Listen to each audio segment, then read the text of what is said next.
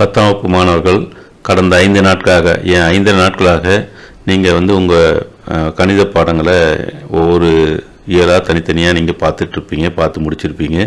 இன்றைக்கி நான் ஏற்கனவே கொடுத்த அந்த அட்டவணைப்படி படிக்கிறதுக்காக ஒரு அட்டவணை கொடுத்தோம் இல்லையா, 8 நாள் எப்படி படிக்கணும்னு அந்த அட்டவணைப்படி பார்த்துருந்தீங்கன்னு சொன்னால் ஏற்கனவே 8 சாப்டர் 8 யூனிட்டையும் பார்த்துட்டு 8 இயலையும் பார்த்து முடிச்சுட்டு இன்றைக்கி 4 யூனிட் பார்த்து இருந்துருப்பாங்க.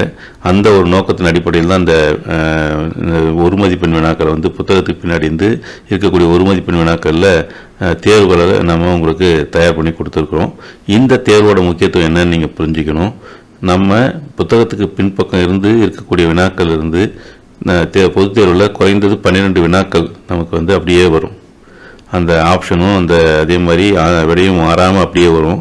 இதை நாம் தொடர்ந்து பயிற்சி எடுப்பதன் மூலமாக நம்ம அந்த 12 மார்க்கை அப்படியே எந்த விதமான இழப்பும் இல்லாமல் வாங்கிட முடியும். இந்த 12 மார்க்கு ப்ளஸ் நீங்கள் கிராஃபு ஜாமெண்ட்டில் வாங்கக்கூடிய ஒரு 16 மார்க் இதெல்லாம் சேரும்போது நமக்கு மதிப்பெண்கள் கூட்டிகிட்டே போகும். அதனால் இந்த புத்தகத்தில் இருக்கக்கூடிய வினாக்கள் வரும் பொழுது அந்த வினாக்களுக்கு விடையை எழுதும்போதில் எந்த விதமான தவறும் இல்லாமல் நம்ம பயிற்சி எடுக்கணும். அந்த பயிற்சிக்காக தான் இந்த வினாக்களை தேர்வு கொடுத்துருக்குறோம்.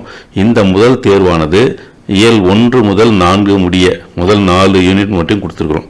அதிலிருந்து மட்டும் வினாக்கள் செலக்ட் பண்ணி கொடுத்துருக்குது. இந்த வினாக்களுக்கு நீங்கள் விடைகளை எழுதணும். எப்படி எழுதணும் அப்படின்னா பாருங்கள், இங்கே கொடுக்கப்பட்டுள்ள மாற்று விடைகளில் மிகவும் ஏற்புடைய விடையினை தேர்ந்தெடுத்து குறியீட்டுடன் விடையினையும் சேர்த்து எழுதுக. இது ரொம்ப முக்கியம். இந்த இன்ஸ்ட்ரக்ஷன் என்னன்னு புரிஞ்சுக்கோங்க. ஒரு வினாவுக்கு நீங்கள் விடை எழுதும்போது வினா எண் போடணும். அதுக்கப்புறம் இந்த அ இ இ இந்த 4 குறியீடு இருக்கு இல்லையா, அந்த குறியீட்டில் எந்த குறியீடு அப்படின்றது அப்படின்னு போட்டிங்கன்னா மட்டும் போடக்கூடாது, பக்கம் இருக்கிற 1ஐயும் போடணும். சரியா? இது 1 அது 2 சேர்த்து எழுதணும். நீங்கள் வெறுமனே இந்த குறியீடு மட்டும் போட்டோ அல்லது இந்த விடையை மட்டும் எழுதினாக்கும் மார்க் கொடுக்க மாட்டாங்க. இது ரொம்ப முக்கியமான ஒரு குறிப்பாக சொல்லியிருக்காங்க. கொஞ்சம் ரொம்ப மனசில் வச்சுக்கோங்க.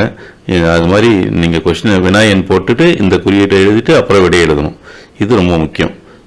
இந்த மாதிரி நீங்கள் ப்ராக்டிஸ் பண்ணுங்கள். இதை என்ன பண்ணணும்னா இதை டவுன்லோட் பண்ணி இந்த வினாத்தாரை தனியாக வச்சுக்கோங்க.